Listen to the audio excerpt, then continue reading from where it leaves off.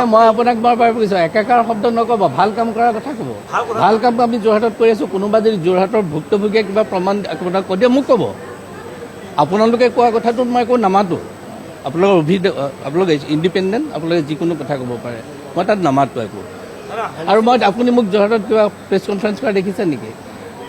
আপোনালোকে তেওঁলোকে মোক কিবা সোধে মই উত্তৰ দিওঁ, কাৰণ মই পপুলাৰিটি নিবিচাৰোঁ। মই খোলাকৈ কৈছোঁ, বহুত দিন হ'লতো ইয়াত এছেম্বলিত মই জানো কেতিয়াবা কিবা কৰা দেখিছোঁ উৎসৱ এইটো পলিটিকেল হৈ গ'ল। প্ৰথম 2-3 দিন একো নাই হোৱা। গৌৰৱ গগৈ ডাঙৰ অহাৰ পিছদিনাৰ পৰা হ'ল। গৌৰৱ ডাঙৰ 2 দিনমান নাছিল, তেওঁ কিবা অসুবিধা হৈছিল, আহিছিল। মই তেওঁক দোষ দিয়া নাই, কিন্তু চিধাই পলিটিকেললৈ গুচি যায়। আৰু এই দুখীয়া মানুহখিনিক আমি সহায় কৰিব লাগে। কোনোবা মানুহে কৈছে নেকি আমি একেবাৰে একো পোৱা নাই? আনকি তাত নপোৱা মানুহে মোলৈ ফোন কৰে। 18 নম্বৰ ৱাৰ্ড বুলি এটা ৱাৰ্ড আছে, তাৰ এগৰাকী মহিলাই মোক কৈছে, ছাৰ আমাৰতো তেনেই সৰু ৱাৰ্ড, 300মান মানুহ ভোটাৰ আছে, মই আমাৰ ছাৰটো ইয়াত ভৰি হৈছে, কোনোবা অহা নাই। তেতিয়া মই লগে লগে খবৰ দিছোঁ যে এইটো সৰু এটা এৰিয়া আছিল, ভবা নাছিল। তেখেতৰ বেংগলী স্পিকিং পিপল, আমি তেওঁলোকক ইতিমধ্যে যাবলৈ লগে এতিয়া তেওঁলোক ঠিকে আছে।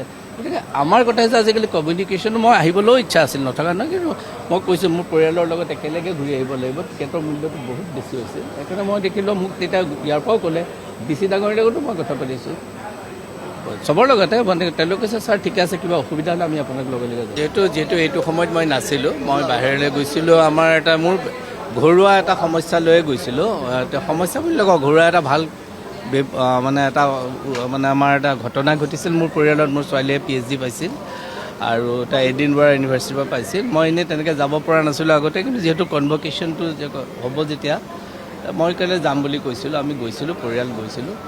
আৰু আনফৰ্চুনেটলি যোৱাৰ পাছতে মই যোৱাৰ আগতে আমি ইয়াত মই মাননীয় মুখ্যমন্ত্ৰী আৰু স্পীকাৰকো কৈছিলোঁ যে মই কেইটামান দিন মই প্ৰথম পাৰ্টটো মই থাকিব নোৱাৰিম, অসুবিধা এটা হ'ব। আৰু এইখন যিহেতু ফাৰ্ষ্ট এছেম্বলি ছেশ্যন, আৰু মোৰ এইটো 6 নম্বৰ ভোট কৰোঁ এছেম্বলি। তো ফাৰ্ষ্ট এছেম্বলি ছেশ্যনটো ফৰ দ্য নিউ কামাৰ্ছ। প্ৰথমতে এই যিটো সময় তেওঁলোকে এছেম্বলিৰ বিষয়ে গম পাব, কেনেকৈ পাব। আগতে ভোট টেকিং হৈছিল, ইয়াত গোটেই কথাখিনি এইবাৰ আহিব। আৰু সেইকাৰণে নিউ জেনেৰেশ্যনক আমি কথা বা তেনেকুৱা সুবিধা এটা আছে। আৰু এইটো এটা ভাল প্ৰথম ছেশ্যনটো সদায় ভাল ছেশ্যনেই হ'ব, আৰু এতিয়াও হৈছে নিশ্চয়। কিন্তু আনফৰ্চুনেটলি মই সেইকাৰণে ইমান ভবা নাছিলোঁ। মই ছেকেণ্ড ফেজটোত থাকিম বুলি ভাবিছিলোঁ, সেইকাৰণে আহিছিলোঁ। যোৰহাটত মই ৰেগুলাৰ ফোনত মই কথা পাতি আছোঁ, আমাৰ যিখিনি কৰ্মী আছে, আৰু খুব ভাল ধৰণৰ কৰ্মীয়ে মোৰ লগত আছে। আৰু সেইকাৰণে যোৰহাটত এনেকুৱা পাব্লিকৰ কোনো কমপ্লেইন দিয়া নাই। কিন্তু কমপ্লেইন ক'ত হৈছে জানেনে? মোৰ সৌভাগ্য সেইটো ফালৰ পৰা, ভগৱানৰ কৃপা, যোৰহাট সমষ্টিটো সেই ঘটনাটো হোৱা নাছিল। কিন্তু কাষৰ যিবিলাক সমষ্টি আছিল, বিশেষকৈ শিৱসাগৰ জিলাৰ যিখিনি সমষ্টি, অত্যন্ত দুখ লগা। মই যিটো বুজি পাইছোঁ, কাৰণ মই ফোনত কথা পাতি আছোঁ ৰেগুলাৰ। আৰু মই ইমিডিয়েটলি ঘূৰি আহিবলৈও মোৰ লগত যিটো ফেমিলি মেম্বাৰ আছে, আমি গোটেইকেইটা টিকেটৰ পইচা বহুত বেছি হৈ যায়, ইমিডিয়েট টিকেট পোৱাটো সম্ভৱ নহয়। তথাপি মই চেষ্টা এটা কৰিছিলোঁ, আৰু মই ৰেগুলাৰ কথা পাতি DCৰ লগতো মোৰ সেইটো আছে। মুখ্যমন্ত্ৰীকো মই খবৰখিনি মই দিছিলোঁ যিখিনি পাৰোঁ। আৰু মই সেইকাৰণে মই দেখিছিলোঁ যে যোৰহাটত প্ৰথম দিনটোত বহুত দিগদাৰ হৈছিল, ছেকেণ্ড দিনটোৰ পৰা আমি ৰিকভাৰ পাইছিলোঁ। আৰু সুবিধাখিনি যিখিনি সুবিধা লাগে আমি সেইখিনি চাইছিলোঁ। আৰু সেইকাৰণে মই কালি আহি পাইছোঁ, আজি এছেম্বলিত মই আহিছোঁ, কাৰণ সেইটো এটা ভুল কথা হ'ব একেবাৰে এদিনো নাহিলে। আৰু মই ইতিমধ্যে স্পীকাৰ ডাঙৰীয়াক এখন মই কালিয়ে চিঠি দিছোঁ আহিয়ে। আৰু তেওঁ নিজে আজি হাউচতেও ক'লে যে আপুনি যাব পাৰে, কাৰণ মই বেয়াও লাগিছে কথাটো, কাৰণ হাউচক মই ভাবিছিলোঁ 5-6 দিন ইয়াত থাকিম, গতিকে দুইফালে আকৌ এইফালেও এটা ওলাব, সিফালৰ পৰা যাওঁতেও ওলাইছে, সেইকাৰণে গৈছোঁ। কিন্তু যোৰহাটত এইটোৱে কথা যে প্ৰত্যেকটো আমি তাত কাৰো একো মৃত্যু হোৱা নাই, সেইটো এটা বৰ ডাঙৰ আমাৰ কাৰণে সৌভাগ্য, নহ'লেতো বৰ ডাঙৰ কথা হ'লহেঁতেন। আৰু আমাৰ তাত যিখিনি আছে সেই অঞ্চলকেইটাত ইমান সাংঘাতিক ধৰণে পানীটো মই ভাবিছিলোঁ কেতিয়াবা বেক ফ্ল' কৰিব পাৰে বুলি, মই এনেকুৱা এটা ডাঙৰ ঘটনা হোৱা বুলি ভবা নাছিলোঁ। পিছদিনা চবৰ পৰা গম পালোঁ, মানুহৰ পৰিয়ালৰ ঘৰ চৰবিলাক অলপ লেতেৰা পেতেৰা হৈছে, যেতিয়া চবেই মানি লৈছে।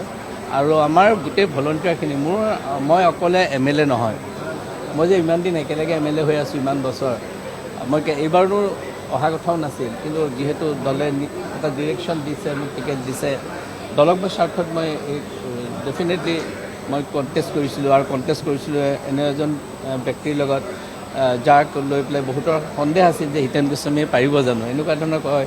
মই বাহিৰত কেতিয়াও কথা নকওঁ, মই এইবিলাক কথা মোৰ অপনেণ্টৰ লগতো মই কেতিয়াও আপোনালোকে মই চাহ একাপ খাওঁতে সেইটো ফটো উঠাই দিছে, মইতো কেতিয়াও তেনেকৈ পপুলাৰিটি মই নিবিচাৰোঁ। মই আপোনাৰ লগত আপোনালোকে বহুত কথা কৈছে, মই তাৰ কাকো অপকাৰো নকৰোঁ। কাৰণ কিছুমান কথা মোৰ লগত ডাইৰেক্ট পাতি ল'ব পাৰে, কাৰণ ফোনটো মাৰিলে মই ধৰোঁ। যিকোনো ৰিপৰ্টাৰে যেতিয়াই তেতিয়াই বোলে ফোনটো মাৰিলেই মই ক'ব পাৰিম কথাখিনি।